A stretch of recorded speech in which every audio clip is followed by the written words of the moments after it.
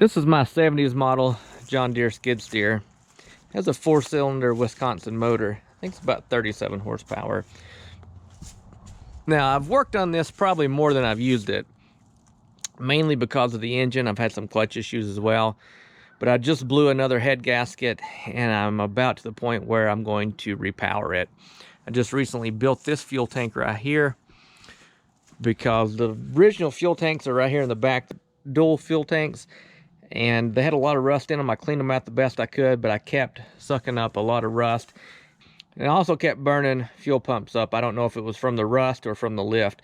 So I filled these two tanks full of about 300 pounds of concrete, built this gravity tank, and it was running well until I blew another head gasket. The distributor, I'm pretty sure the timing advance on it is stuck, so it's always running an advanced time, which caused the engine to heat up, and it blew a head gasket on one side of the cylinder. That's the second head gasket or third head gasket I've put on, the second head I've put on it. So I'm thinking repower. Either way, I'm going to have to pull the engine to get to the distributor, because if you can tell, the distributor is way back in there and it's not fun to get to. So what I'm thinking I'm going to do is just go ahead and pull this engine out, and then I can go from there whether I want to repower it, or if I want to try to get this engine running great, set it back down in there. I've looked at several different options. I've been looking a lot at the V-twin, 35 to 37 horsepower V-twin. Some of the drawbacks, I'm not sure if it's enough torque to run this, but also I think this engine right here weighs about 400 pounds. The V-twins I think are around 150, 160 pounds, so I'm going to be losing a lot of weight. And this thing's already really front heavy. It's got a light materials bucket on it, so if you get a full scoop of dirt, it wants to flip forward with you.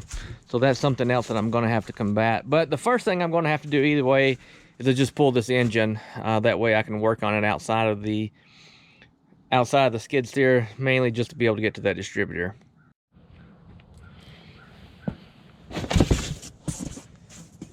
Now, as you can tell, I need a new seat or seat cover.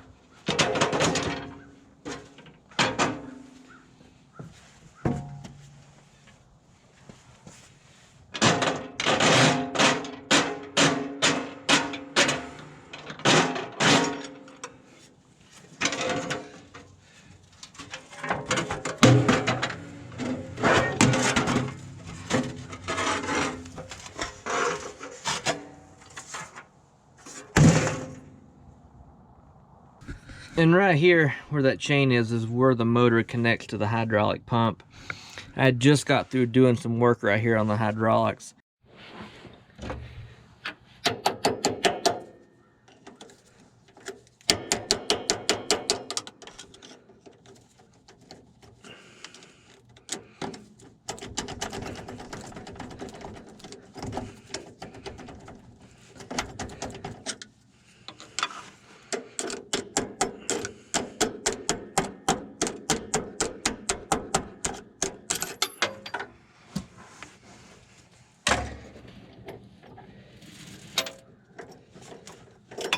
And that's how it connects. See if I can reach down there and get the master link.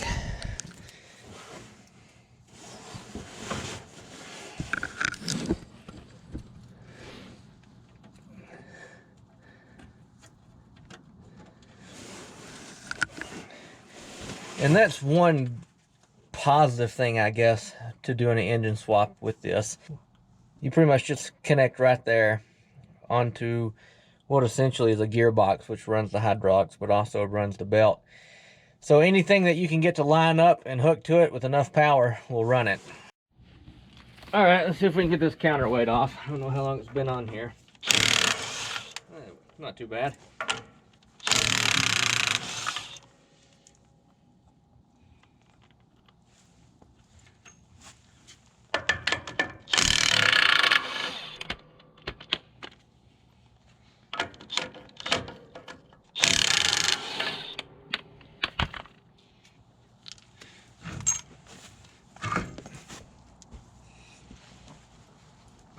I knew that was going to happen.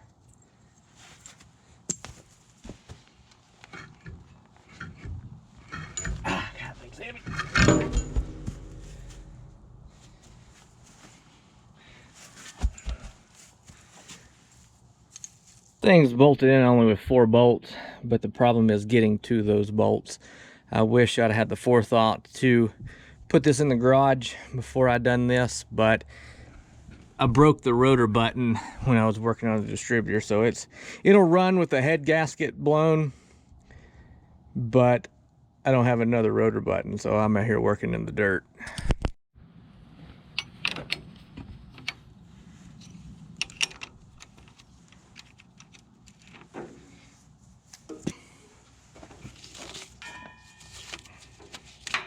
A redneck battery strap.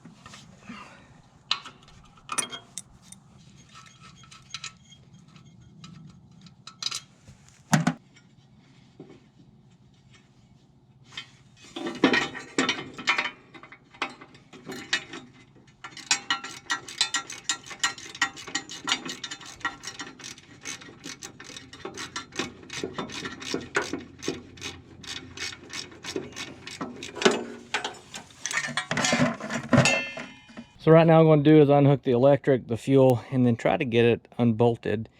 I have a cherry picker, which would be great if I was on concrete. I got all the electrical unhooked. Now I just pretty much got to take off the air box and unhook the fuel.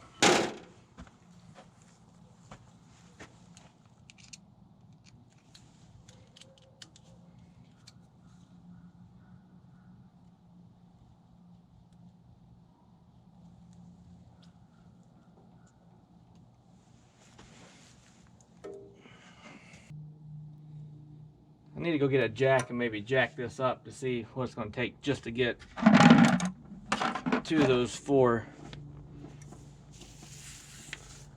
mounting bolts.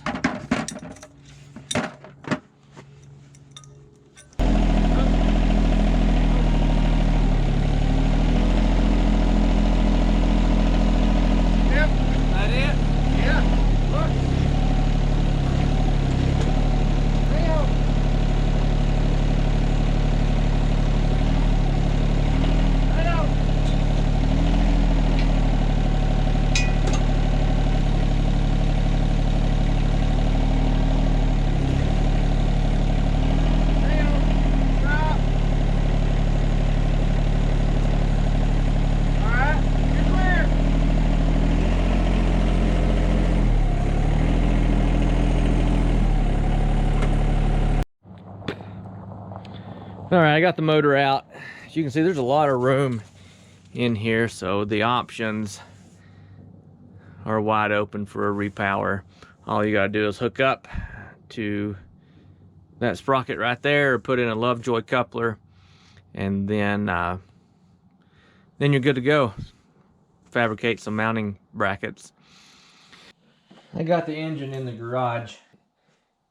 I really want to pull the head and see if it's just the head gasket that blew, or if it actually put a hole in the head again.